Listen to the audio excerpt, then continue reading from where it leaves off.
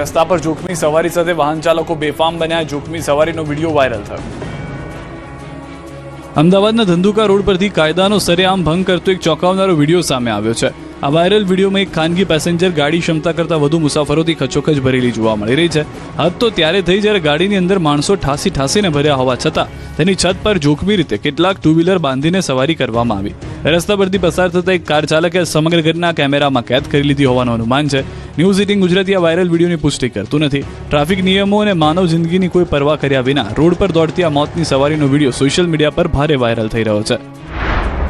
ચાલુ કારની છત પર બેસી યુવકે બતાવી હીરોગીરી। વિડીયો આણંદ શહેરમાંથી સામે આવ્યો છે કે જ્યાં મુખ્ય માર્ગ પર એક યુવકની જોખમી સવારીનો વિડીયો સોશિયલ મીડિયામાં વાયરલ થઈ રહ્યો છે। વિડીયોમાં જોઈ શકાય છે કે એક ચાલુ કારની છત એટલે કે ટોપ પર એક યુવક બિંદાસ થઈને બેઠો છે અને કાર પૂરપાટ ઝડપે દોડી રહી છે। ગણેશ ચોકડીથી ચીખોદરા ચોકડી રોડ પર બનેલી આ ઘટનાનો વિડીયો પાછળ આવતા કોઈ વાહન ચાલક કેમેરામાં કેદ કરી રહ્યું છે। જાહેરમાં ટ્રાફિક નિયમોના ખુલ્લેઆમ ધજાગરા ઉડાવી પોતાની અને અન્ય વાહન ચાલકોની જિંદગી જોખમમાં મૂકનાર આ સ્ટંટબાજ સામે સ્થાનિક લોકોમાં ભારે રોષ જોવા મળી રહ્યો છે। વડોદરામાં વિવાદ અને આક્રોશની બે અલગ અલગ ઘટના બની તો છોટાઉદેપુરમાં સર્જાયો હાઈ વોલ્ટેજ ડ્રામા। વડોદરાના ગોરવા પોલીસ સ્ટેશન વિસ્તારમાં પતિ પત્ની વચ્ચેનો વિવાદ ગંભીર સ્વરૂપ ધારણ કરી ચૂક્યો। પત્નીએ અસામાજિક તત્વો સાથે મળી પતિને પોલીસ ચોકીમાં જાનથી મારી નાખવાની ધમકી આપી અને મારપીટ કરી હોવાનો મામલો સામે આવ્યો। ઇલોરા પાર્ક પોલીસ ચોકી ખાતે પત્નીએ અન્ય શખ્સો સાથે મળી પતિને થપ્પડ મારી હોવાના આક્ષેપ છે।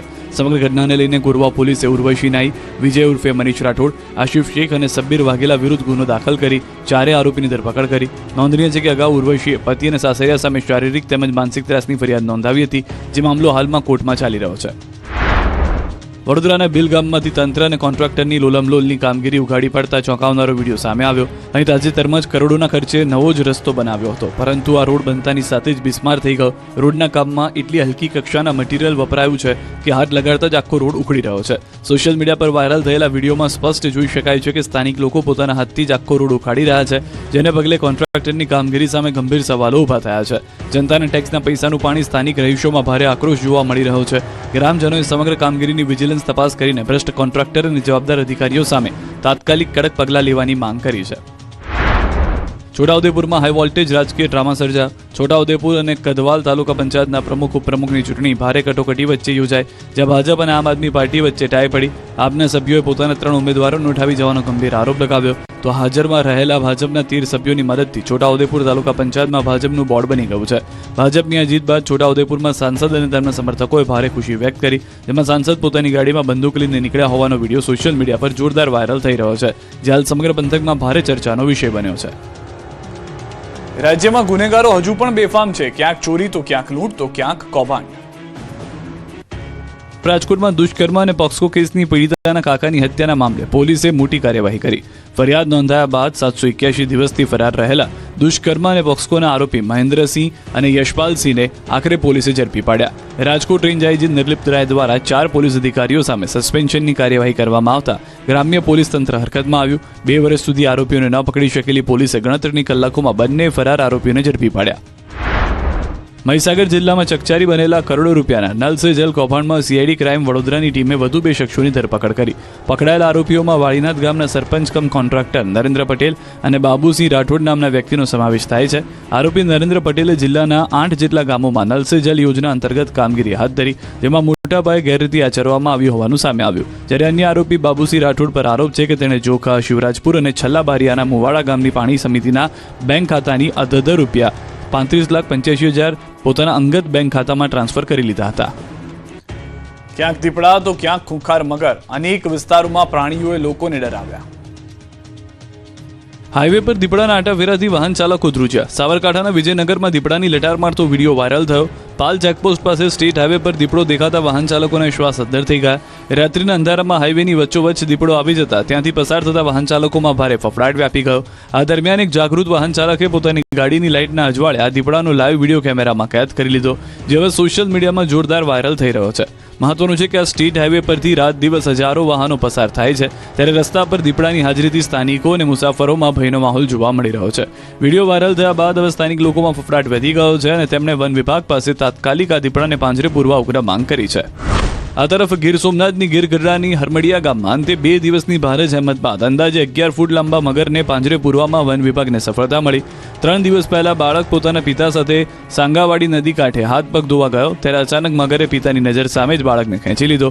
કલાકો સુધી ચાલેલી શોધખોળ બાદ બાળકને મગરના મોંમાંથી બહાર કાઢવામાં સફળતા મળી. ઘટનાને પગલે વન વિભાગ દ્વારા છેલ્લા 2 દિવસથી નદી કાંઠે પાંજરા મૂકી રેસ્ક્યુ ઓપરેશન હાથ ધરાયું. સુરતના બારડોલી તાલુકાના નાડીદા ગામે મીંઢોળા નદીમાં મૃત મરઘાઓનો નિકાલ કરતા તંત્ર દોડતું થયું. મહારાષ્ટ્રમાં બર્ડ ફ્લૂના પગલે ઊભા થયેલા ભયના પગલે સમગ્ર પંથકમાં ભારે ફફડાટ વ્યાપી ગયો. નદી કિનારે ખૂબ જ મોટી સંખ્યામાં મરેલા મરઘા મળી આવતા તાત્કાલિક ધોરણે પશુ ચિકિત્સકની મદદ લેવામાં આવી. ઘટનાની ગંભીરતાને જોઈને નાડીદા ગ્રામ પંચાયતના સરપંચ તલાટી સહિતની ટીમ તાત્કાલિક ઘટના સ્થળે દોડી ગઈ અને ઉચ્ચ અધિકારીઓને પણ જાણ કરી. સરપંચે મરઘા ફેંકનાર ટેમ્પો ચાલક સહિત અજાણ્યા શખ્સો વિરુદ્ધ બારડોલી ટાઉન પોલીસ સ્ટેશનમાં ફરિયાદ દાખલ કરાવી છે. ગીર સોમનાથનો ખેડૂત ડીઝલના એક ટીપા માટે તરસ્યો, ડીઝલ માટે લગાવી લાઈનો. ગીર સોમનાથમાં ડીઝલની કટોકટી વચ્ચે ખેડૂતો મુશ્કેલીના વંટોળમાં સપડાયા છે. ચોમાસા પૂર્વે ખેતીકામની તૈયારીના સૌથી અગત્યના સમયે ડીઝલ ન મળતા ખેડૂતો એક પેટ્રોલ પંપથી બીજા પેટ્રોલ પંપ સુધી ધક્કા ખાઈ રહ્યા છે. કોડીનાર, ગીરગઢડા અને ઉના વિસ્તારમાં સ્થિતિ વધુ ગંભીર બની છે. જ્યાં ડીઝલનું ટેન્કર પહોંચે છે ત્યાં ટ્રેક્ટર અને ડબ્બા સાથે ખેડૂતોની લાંબી લાઈનો લાગી રહી છે. ઉનાના કેસરિયા વિસ્તારમાં તો મોડી રાત્રે ટેન્કર પહોંચતા ખેડૂતો રાતભર રાહ જોતા નજરે પડ્યા. વાવણી અને પાક ઉત્પાદન પર સીધી અસર થવાની ભીતિ ઊભી થઈ છે.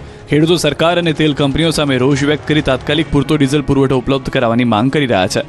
ખેડૂતોના જણાવ્યા મુજબ હાલ ખેતી માટેની અગત્યની કામગીરીનો સમય ચાલી રહ્યો છે. ટ્રેક્ટર, ખેતીના સાધનો અને અન્ય મશીનરી ચલાવવા માટે ડીઝલની ભારે જરૂરિયાત રહેતી હોય છે. પરંતુ છેલ્લા ઘણા દિવસોથી પેટ્રોલ પંપો પર ડીઝલનો પૂરતો જથ્થો ન મળતા ખેતી કામ ખોરવાઈ રહ્યું છે. હાલ ચોમાસું હવે નજીક આવી રહ્યું છે અને વરસાદ પહેલા ખેતરો તૈયાર કરવા માટે ડીઝલ અનિવાર્ય છે. જો હાલની સ્થિતિ યથાવત રહેશે તો વાવણી અને અન્ય ખેતી કામગીરી પર સીધી અસર પડશે. કેટલાક ખેડૂતોનું કહેવું છે કે ડીઝલની અછતને કારણે ટ્રેક્ટર ઊભા રહી ગયા છે અને સમયસર ખેતી ન થઈ શકતા પાક ઉત્પાદન પર પણ તેની અસર થવાની ભીતિ છે. સુરેન્દ્રનગરના સાયલામાંથી પકડાયો નકલી ડીવાયએસપી, સાયબર ક્રાઇમ અને છેતરપિંડીના ગુનાને આપતો અંજામ. અસલી પોલીસ સામે નકલી ડીવાયએસપીનો રોફ ઓગળ્યો. આ વખતે સુરેન્દ્રનગરના સાયલામાં અસલી પોલીસની ટીમે એક હાઈ પ્રોફાઇલ નકલી ડીવાયએસપીને દબોચી લીધો. સાયલાના નવાગઢ વિસ્તારમાં રહેતો સોહિલ ખાન પઠાણ નામનો શખ્સ ખાકી વર્દીનો નકલી રોફ જમાવીને ફરતો. આ મહાશય પોતાની ઓળખ ક્યારેક દાહોદ લોકલ ક્રાઇમ બ્રાન્ચના તત્કાલીન પીઆઈ તરીકે આપતો તો ક્યારેક હાઈ પ્રોફાઇલ એટીએસના ડીવાયએસપી તરીકે ઓળખ આપી લોકોને ધમકાવતો. આ નકલી અધિકારી ખાકીના નામે સાયબર ક્રાઇમ જેવા ગંભીર ગુના આચરીને લોકો સાથે લાખોની છેતરપિંડી પણ કરી ચૂક્યો છે. જોકે આ નકલી સિંઘમની હોશિયારી ત્યારે નીકળી ગઈ જ્યારે રાજકોટના રેન્જ આઈજી નિર્લિપ્ત રાયની બાજ નજર તેના પર પડી. રેન્જ આઈજીની ટીમે ચોક્કસ બાતમીના આધારે સાયલા સુદામડા ચોકડી પાસે ફિલ્મી ઢબે વોચ ગોઠવી અને નકલી ડીવાયએસપી સોહિલ ખાન પઠાણને અસલી હથકડી પહેરાવી દીધી. હાલ તો અસલી પોલીસે આ નકલી અધિકારીનો તમામ રોફ ઉતારી જેલના સળિયા પાછળ ધકેલી દીધું છે અને તેની કુંડળી ખંખોળવા વધુ પૂછપરછ હાથ ધરી છે. હત્યાના 2 આરોપી પકડાયા, ગોંડલમાં કરી હતી હત્યા.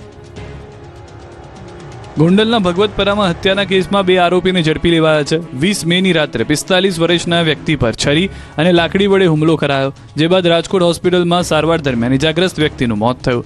આ કેસમાં પોલીસે 2 આરોપીઓને ઝડપી લીધા. બંને આરોપીઓને ઘટના સ્થળે રિકન્સ્ટ્રક્શન માટે લાવવામાં આવ્યા. જોકે આરોપીઓના પગ મુકતાની સાથે જ સમગ્ર વિસ્તારમાં ભારે તંગદિલી વ્યાપી ગઈ. મૃતકના પરિવારજનો અને સ્થાનિક મહિલાઓમાં ભારે આક્રોશ ફાટી નીકળ્યો. મહિલાઓએ આરોપીઓને કડક સજા કરવાની માંગ સાથે ઉગ્ર વિરોધ નોંધાવ્યો, જેના કારણે તંગદિલી સર્જાતા પોલીસે બંને આરોપીઓને તાત્કાલિક સ્થળ પરથી ખસેડી દીધા. ઘરના મોભીના હત્યારાઓને જોઈને વિફરેલી મહિલાઓએ પોલીસ બંદોબસ્ત વચ્ચે જ ભારે ચીચિયારીઓ શરૂ કરી દીધી. રોષે ભરાયેલી મહિલાઓએ ન્યાય